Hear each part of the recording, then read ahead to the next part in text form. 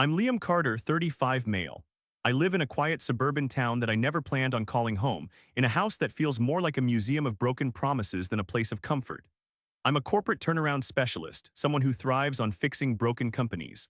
I once traded the cutthroat energy of Wall Street and a seven-figure salary for the woman I loved and a promise to save her family's failing business. This is the story of how I transformed their tiny, debt-ridden construction company into a regional powerhouse, only to be cast aside once they got what they wanted. They thought they could erase me, but they forgot one critical detail. The architect who designs an empire also knows exactly where its foundations are weakest. Before this story unfolds, I'd love to connect with you. Please let me know in the comments where you're watching from and what time it is in your corner of the world. It's amazing to see how far these stories can travel. 10 years ago, my life was a symphony of numbers played out against the glittering skyline of New York City. I was a rising star at a top-tier consulting firm, the kind of guy who lived on black coffee and the adrenaline of closing multi-million-dollar restructuring deals. My world was one of precision, logic, and relentless ambition. My father, a high school history teacher, had always instilled in me a simple belief. Liam, your value isn't in what you're given, but in what you build. That philosophy became my compass, guiding me through the intense pressures of the financial world. I wasn't just chasing money, I was addicted to the challenge of bringing order to chaos, of turning failing enterprises into success stories. It was my art form and I was becoming a master. Then I met Alina Vance. It was at a charity gala, an event I'd been dragged to by a senior partner. Amid the clinking champagne glasses and forced small talk, she was a beacon of genuine warmth. She wasn't a banker or a lawyer, she was visiting the city and had a disarming curiosity about the world that was utterly captivating. We talked for hours, not about market trends or corporate valuations, but about life, dreams, and family. Alina was different. She possessed a quiet strength and a deep-seated loyalty to her roots in the small Midwestern town of Oak Ridge. She was the daughter of Arthur Vance, the owner of a small, family-run construction company. She spoke of her father with a blend of fierce pride and palpable worry, describing his business, Vance & Sons Construction, as his entire life's work. As we dated over the next 2 years, the picture became clearer. The company wasn't just her father's work, it was the family's legacy, and it was crumbling. "Dad's too proud to ever ask for help," she'd confess during late-night phone calls, her voice tight with anxiety. "But I can see the stress is breaking him." I fell for her completely. Her gentleness balanced my intensity, and her love for her family resonated with the values my own father had taught me. After 2 years, I proposed on a crisp autumn evening in Central Park, and our wedding was a simple, beautiful affair in her hometown of Oak Ridge. Seeing Alina walk down the aisle, her eyes locked on mine, I felt a sense of peace I'd never known in the boardrooms of Manhattan. I believed I had found my true north. The honeymoon glow faded quickly. Just weeks after the wedding, the reality of her family's situation crashed down on us. Vance & Sons wasn't just struggling, it was on life support. Decades of mismanagement, coupled with Arthur's refusal to adapt to modern business practices, had left the company drowning in debt and on the verge of being seized by creditors. He was a skilled builder but a poor businessman, driven by ego and a deep distrust of anyone outside the family. One evening, Alina came to me, her eyes filled with tears and a desperation that twisted my gut. "Liam, can you help?" she pleaded, her voice barely a whisper.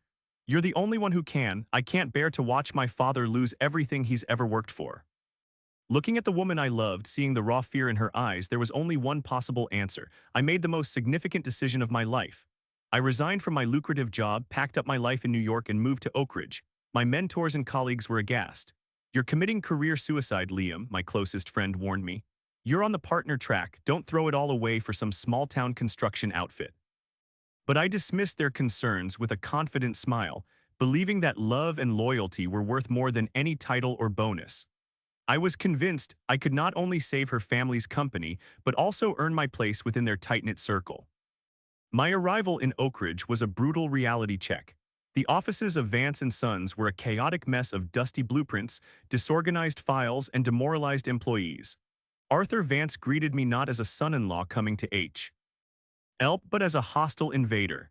He was a mountain of a man with calloused hands and a gaze as hard as granite. "So, the Wall Street whiz kid thinks he can play with the big boys," he grumbled, his skepticism a physical force in the room. I didn't waste time with words. I rolled up my sleeves and dove into the wreckage. The next several years were a relentless grind. I worked 18-hour days, fueled by a determination to prove myself. I untangled years of chaotic bookkeeping, discovering overlooked assets and crippling liabilities. I renegotiated loans with banks, using every bit of my financial acumen to stave off foreclosure. I called in favors from my old network, connecting Vance and Sons with new suppliers and eventually new investors who were willing to take a chance on my vision. The resistance from Arthur was constant and exhausting. He questioned every spreadsheet, scoffed at every projection, and undermined my authority in front of his staff. "We've always done it this way," he'd bark whenever I proposed a new, more efficient system. I swallowed my pride time and time again for Alina's sake. I knew she was watching and I wanted her to see my commitment. Each small victory, a renegotiated contract, a new project secured, was a testament to my sacrifice. I reminded myself that I wasn't just rebuilding a company. I was building a future for my new family. Over 7 years, the transformation was staggering. I had steered the company away from small residential projects and into lucrative public infrastructure and green energy contracts. Vance and Sons Construction, once a local joke on the verge of bankruptcy, was now a multi-million-dollar enterprise, a respected leader in the regional industry. Arthur Vance, the man who was once weeks away from losing his home, was now a celebrated local tycoon, a fixture at business galas and the subject of glowing profiles in local magazines. He'd stand at podiums, bathed in the warm glow of spotlights, and speak eloquently about the Vance family vision and the decades of hard work that led to this success. He never once mentioned my name, not a single word of public acknowledgement for the man who had abandoned his own dreams to salvage his. I would stand at the back of the room, smiling and applauding on cue while a cold, hollow feeling grew in my chest. Alina would sometimes notice my quiet withdrawal. She'd squeeze my hand and whisper, "I know what you did, Liam, you're our hero." Her words were a temporary balm, but they couldn't fill the void left by her father's deliberate erasure of my contribution. I had given up everything, and in return I was becoming a ghost in the house I had built. The silent storm I had been bracing for finally arrived, not with a sudden crash of thunder, but with the quiet, confident click of expensive shoes on the polished floor of our headquarters. Julian Vance, Alina's younger brother, returned home. He had spent the last 5 years in London, supposedly earning a business degree, though stories of his European escapades suggested he'd studied nightlife more than finance. He strode into the office like a conquering hero, dressed in a designer suit that cost more than my first car, his hair perfectly styled, and an air of effortless superiority clinging to him. Arthur was ecstatic. He paraded Julian through the office, his chest puffed out with a pride I had never seen him display for anyone, least of all me. "This is my son, Julian," he announced to the staff, his voice booming with patriarchal authority. "The future of Vance and Sons. He's here to take his rightful place and lead this company into the next generation."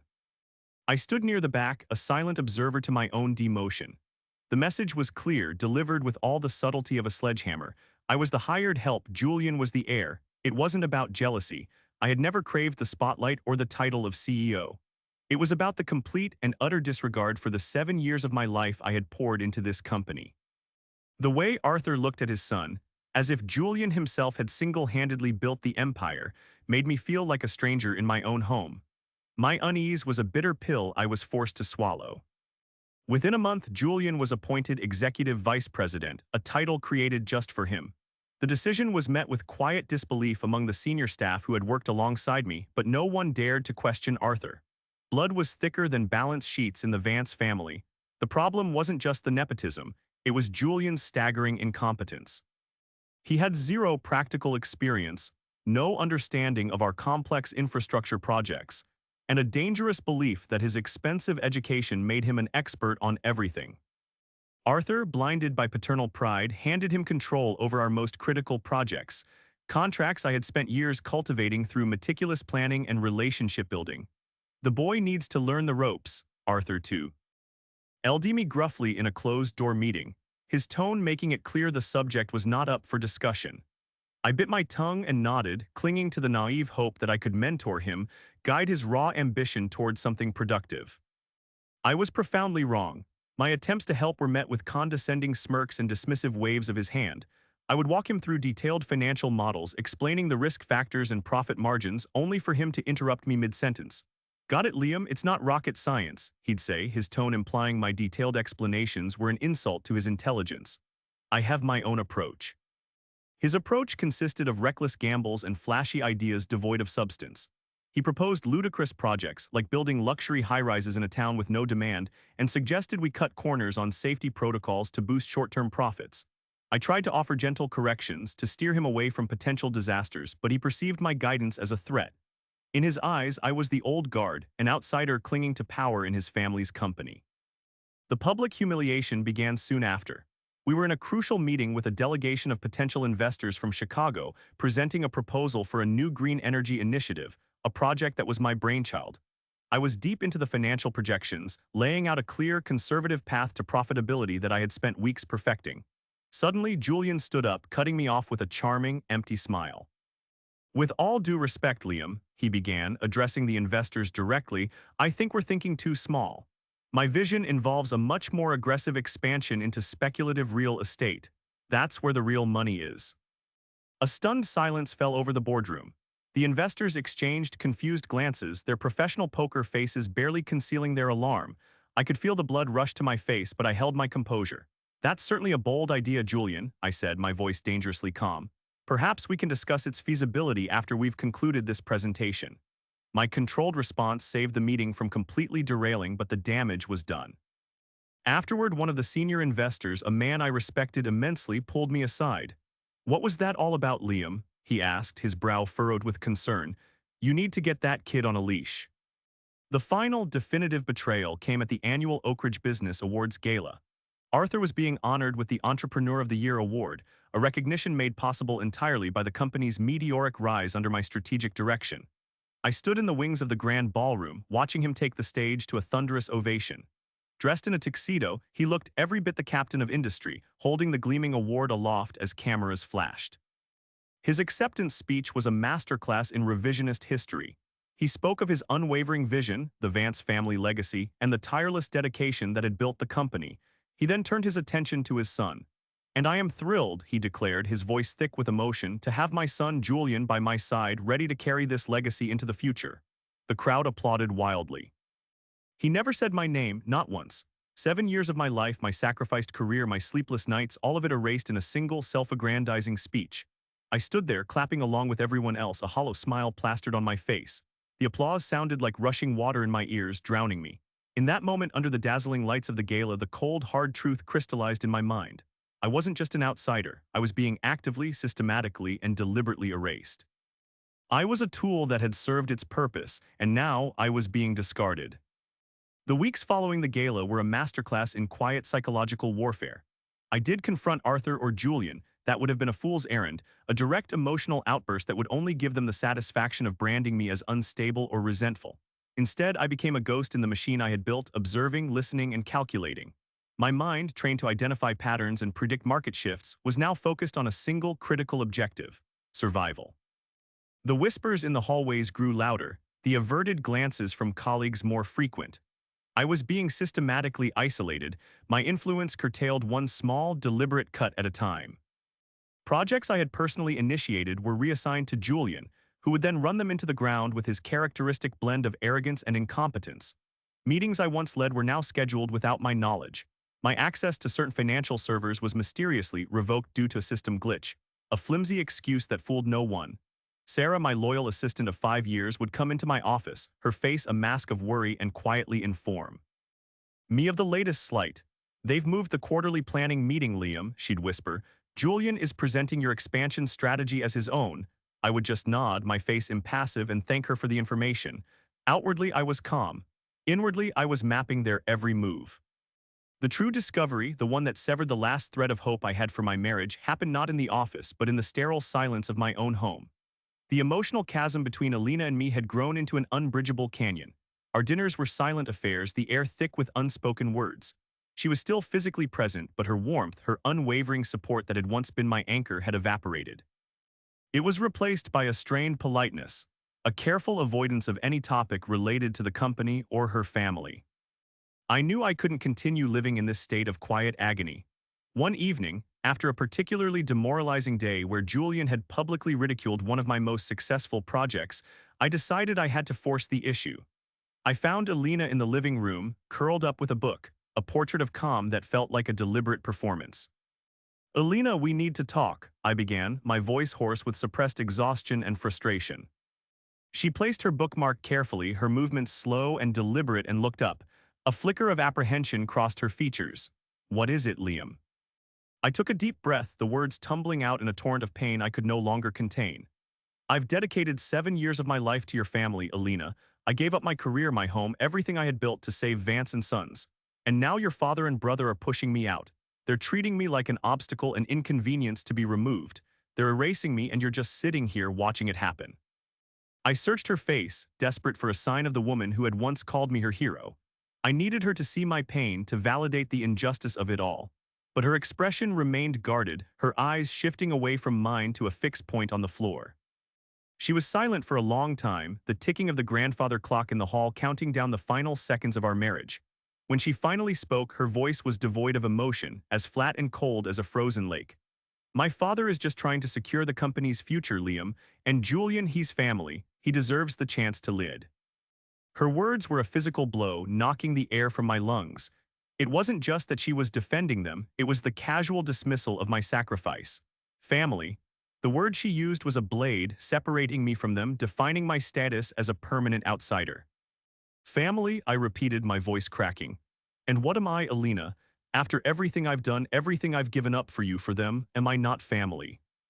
Her response sealed my fate. You're being overly dramatic, Liam, she said, her tone taking on a chilling edge of condescension. You're part of this family, of course, but you need to understand your place. It's not always about you. Your place, the two words echoed in the suffocating silence of the room. My place was that of a tool, a resource to be used and then put away. The love I thought we shared, the partnership I believed we had built, was nothing more than a transaction. I had fulfilled my end of the bargain, and now my services were no longer required. In that moment, I saw with horrifying clarity that I had lost her long ago. She hadn't just chosen her family over me. She had become one of them, adopting their cold, transactional view of the world. The conversation ended there. There was nothing left to say. She stood up and went to our bedroom, closing the door softly behind her, leaving me alone in the wreckage of our life. I didn't feel anger or rage. What I felt was a profound, chilling emptiness. The realization that I was utterly alone in this fight was both terrifying and liberating. Hope was a luxury I could no longer afford. My focus narrowed to a single, sharp point. I had to protect myself. The storm was no longer on the horizon. I was in the eye of it, and I had to prepare for the devastation that was to come. The chilling conversation with Alina was the catalyst I needed. The last vestiges of emotional attachment were burned away, replaced by a cold, clear-eyed focus on self-preservation. I stopped thinking like a husband or a son-in-law and reverted to what I was by trade, a corporate turnaround specialist. Only this time, the entity I needed to save was myself. My investigation began that very night. After Alina was asleep, I went to my home office and began building my fortress. My first move was to secure the data. Over 7 years, I had been the architect of every significant financial model, every strategic plan, and every major contract that had resurrected Vance and Sons. This intellectual property was my creation, and I would not let them steal it or worse, see it to frame me for their future failures. Every night long after the office had cleared out, I would stay behind, methodically downloading and encrypting years of critical information. Financial reports, investor communications, detailed project blueprints, audit records, and contract negotiations were all copied onto a series of encrypted, solid-state drives. I created a multi-layered security protocol that would be impossible for anyone but me to breach. Each file was a brick in the wall I was building around myself. While securing the past, I began laying the groundwork for my future. I knew my time at Vance and Sons was limited. I reached out to a trusted legal contact from my New York days, a brilliant and ruthless corporate lawyer named David Chen. During a secure late-night call, I laid out the entire situation: Arthur's pride, Julian's incompetence, and Alina's betrayal. I explained my fear that they wouldn't just fire me, but would try to tarnish my reputation to justify it. David listened patiently, his silence more reassuring than 1,000 words of comfort. When I finished, his response was immediate and decisive. Liam, we need to build you an escape route and a safety net all at once. You don't just walk away, you exit on your terms with leverage. Under David's guidance, I took the most crucial step in my plan. I secretly incorporated my own consulting firm. I called it Carter Advisory Group. On paper, it was a small, independent consultancy. In reality, it was my lifeboat. I registered the business in a neighboring state to avoid raising local red flags, opened a corporate bank account with my own savings, and rented a small, nondescript office space in a quiet business park 20 miles outside of Oak Ridge. Every move was precise, calculated, and executed with the utmost discretion. I operated like a spy in my own life, creating a new identity while maintaining my old one. The most ingenious part of David's strategy involved the existing contracts. He advised me to review every major client agreement I had personally negotiated. Find the leverage points, Liam, he had instructed. Every contract has them. I spent weeks poring over the fine print. With several of our key long-term partners, I had built-in clauses related to key man risk.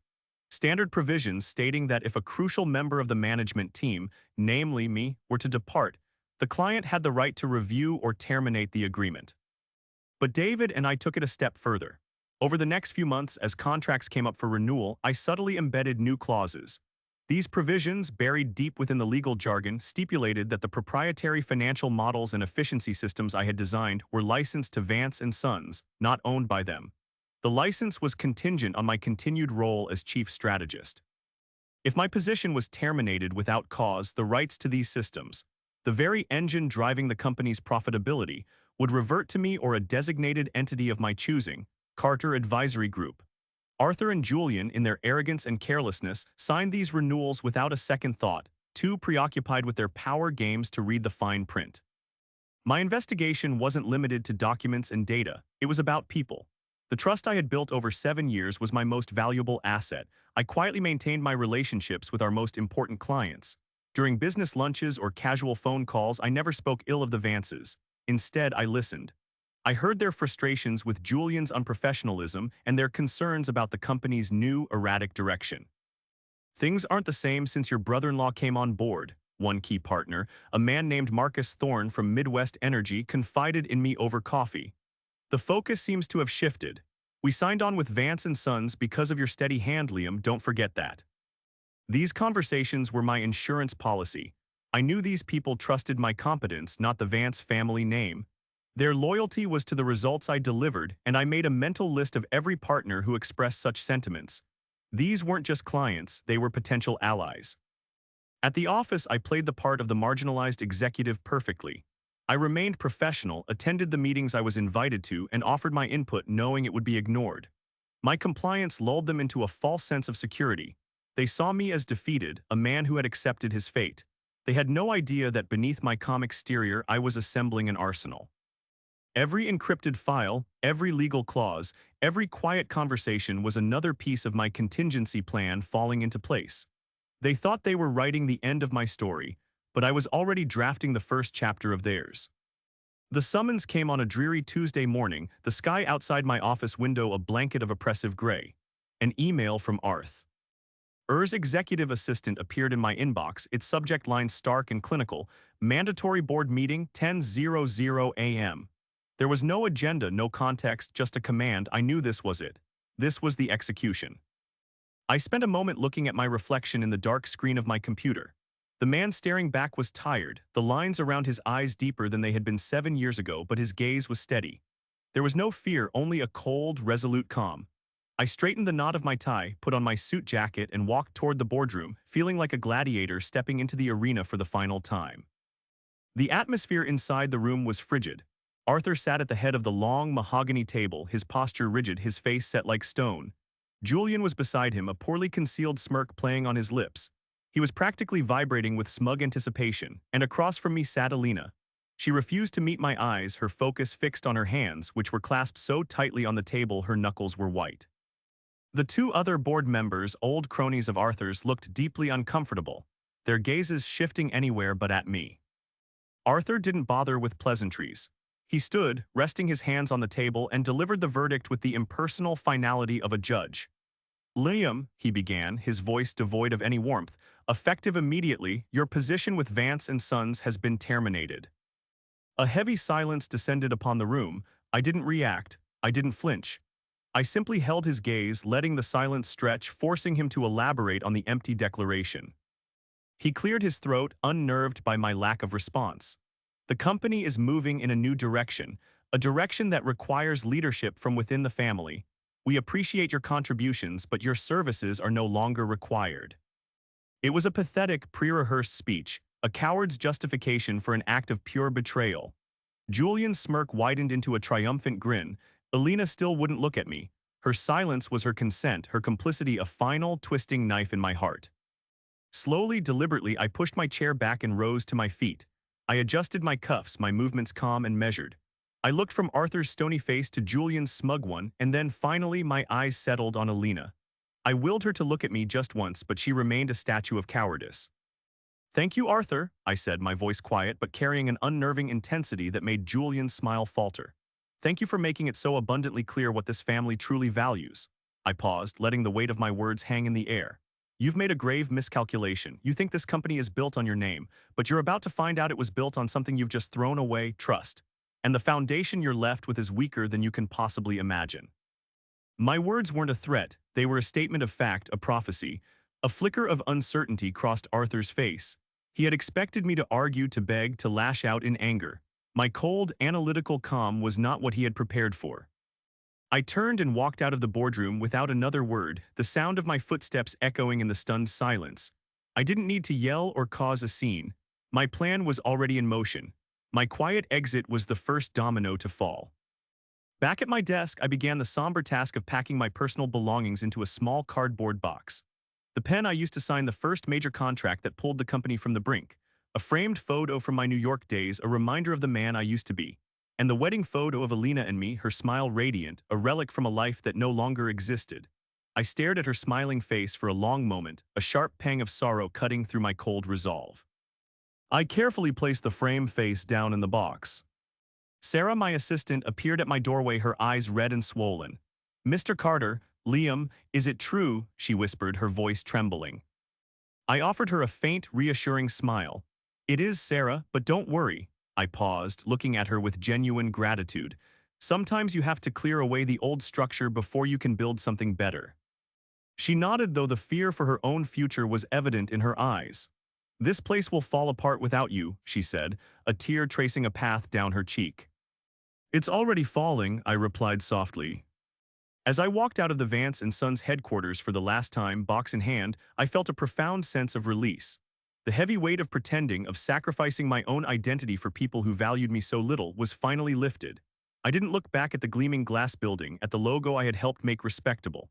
I was walking away from my past and toward the future I had meticulously planned.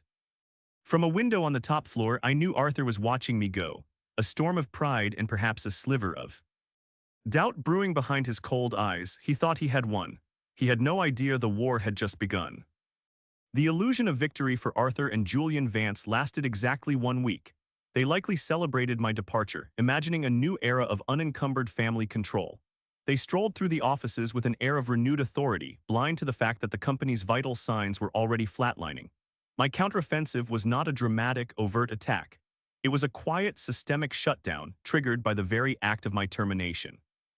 The first tremor hit when Midwest Energy, our largest and most profitable client, invoked the key man clause in their contract. I received a call from Marcus Thorne the day after my firing. "Liam, I heard what happened," he said, his voice grim. "It's a foolish move, and frankly, it makes us nervous. You were our point of contact, the man whose strategies we trusted.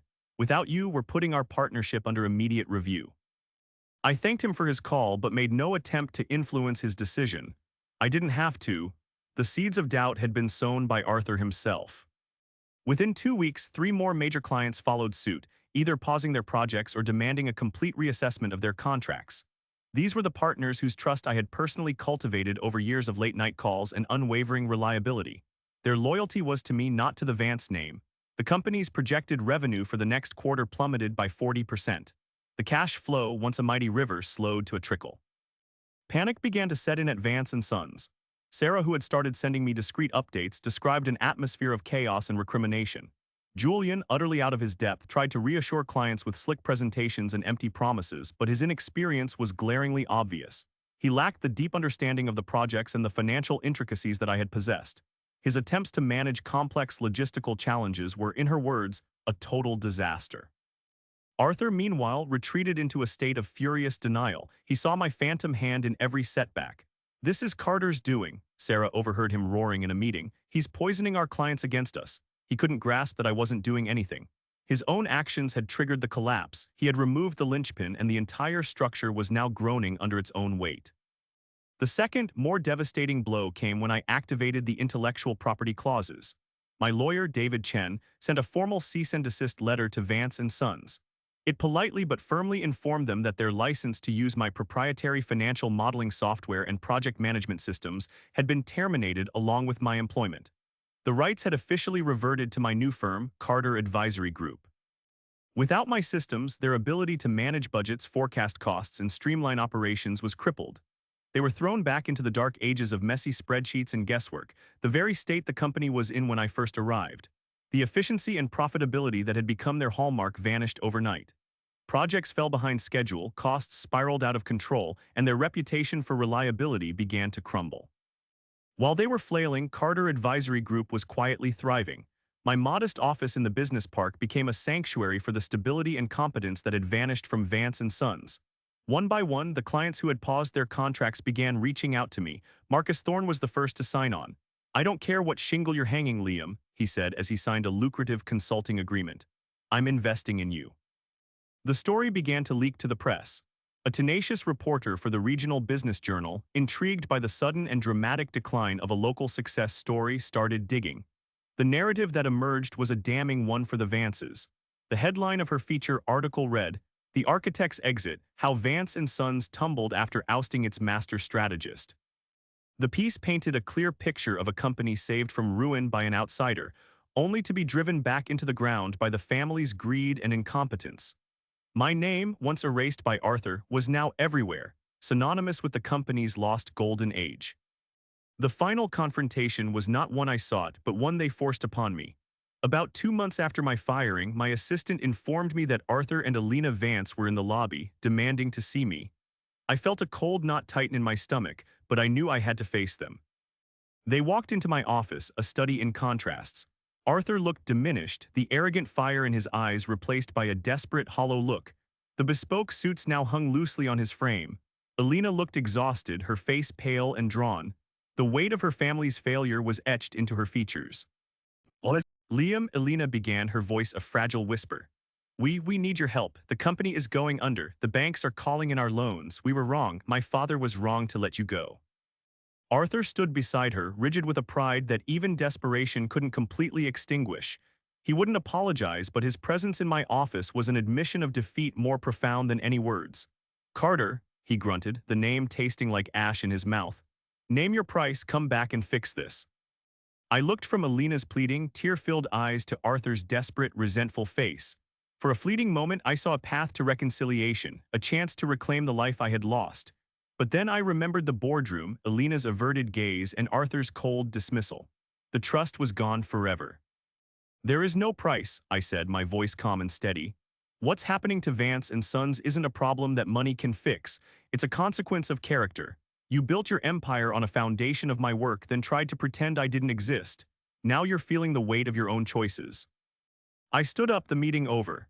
"I can't help you," I continued, my voice softening slightly as I looked at Alina. "You can't rebuild something on a rotten foundation, it's too late." Arthur's face contorted with rage. "You did this," he bellowed, his voice cracking. "You planned this all along, you'll regret this." "No, Arthur," I replied, my voice holding no malice, only a sad finality. "You did this to yourselves." I asked my assistant to show them out. As Alina walked past me, her shoulders slumped in defeat, she finally met my gaze. In her eyes, I saw a universe of regret, but regret, I had learned, was not enough to rebuild a world. The fall of the Vance Empire was as swift as it was brutal. A few weeks after our final meeting, the headline I had long anticipated appeared in the Springfield Business Journal: "Vance & Sons Construction Files for Bankruptcy." The accompanying article was a clinical autopsy of a corporate death, detailing insurmountable debts, frozen credit lines, and a mass exodus of both clients and talent. The company's assets, the modern headquarters, the fleet of new equipment, the half-finished construction sites were seized by creditors and auctioned off for pennies on the dollar. The Vance name, once a symbol of success and resilience in Oak Ridge, became a cautionary tale about arrogance and hubris. Arthur Vance, the celebrated entrepreneur of the year, was publicly disgraced. He became a recluse, his reputation in tatters. The business community that had once showered him with accolades now shunned him completely. He lost his company, his wealth, and the legacy he had sacrificed everything, including his integrity, to protect. Julian, true to form, vanished. Sarah informed me that just before the bankruptcy was made official, he had emptied the remaining company accounts and fled the country. He left behind a mountain of debt and a father broken by his son's ultimate act of betrayal. There was a certain poetic justice in it. Arthur had chosen his bloodline over competence, and in the end that same bloodline had abandoned him in his darkest hour. As for Alina, I received a letter from her a few months later, delivered to my office by a courier. Her familiar, elegant handwriting filled the page. She wrote that she had filed for divorce and had left her family home, moving into a small, anonymous apartment across town. Her letter was not a plea for forgiveness or a justification for her actions. It was a quiet, heartbreaking confession of her own blindness and regret. "I know I have no right to ask for your understanding," she wrote. "I stood by and watched as my family's pride consumed the best thing that ever happened to us. I chose loyalty to a name over loyalty to the man I loved. I live with that choice every day. I don't expect you to forgive me, Liam. I just wanted you to know that I see the truth now, even if it's far too late." I folded the letter, a profound sense of melancholy washing over me. The anger I once felt had long since faded, replaced by a quiet sorrow for the love we had lost. We were two people who had been caught in the gears of a machine built from pride and greed. Her path was now her own to walk, as was mine. In the midst of their collapse, Carter Advisory Group rose from the ashes. My reputation as a man of integrity and unparalleled skill solidified. We became the go-to firm for corporate restructuring in the region. But my first major act was not one of expansion, but of reclamation. I used my firm's capital to acquire some of Vance & Sons' liquidated assets, specifically the contracts for the public works projects that I had cared so deeply about. My primary goal was to rehire the people who had lost their jobs in the collapse, the hardworking employees like Sarah, the project managers, the engineers who had been loyal and competent. When I offered Sarah the position of Chief of Operations at my firm, she accepted through tears of gratitude. "You didn't have to do this, Liam," she said. "Yes, I did," I replied. "We build things, Sarah. It's what we do. It's time to build something better on the right foundation." And that's exactly what we did. Carter Advisory Group became more than just a successful business. It became a testament to a different set of values. Our team was built on mutual respect, trust, and a shared commitment to excellence. We weren't a family bound by blood, but by a common purpose. Looking back, my story isn't one of revenge. Revenge is a fire that consumes everything, including the person who wields it. What I achieved was not vengeance, but a rebalancing of the scales. Justice, I've learned, is often quiet. It isn't found in loud confrontations or dramatic victories, but in the steady, inexorable march of consequences. Arthur, Julian, and Alina were not destroyed by me, they were undone by their own choices. I sacrificed a great deal for love, and I lost that love through a painful betrayal. But in the process, I discovered a deeper strength within myself. I learned that true worth is not determined by the approval of others, but by your own unwavering commitment to your principles. You can lose a job, a company, and even a relationship, but as long as you hold on to your integrity, you haven't lost yourself. Today, when I look out my office window at the Oak Ridge skyline, I don't see the ghosts of the past. I see a city where my team and I are building new things, bridges, community centers, a future. I found peace not in tearing down an old empire, but in constructing a new one brick by brick on a foundation of unshakable truth.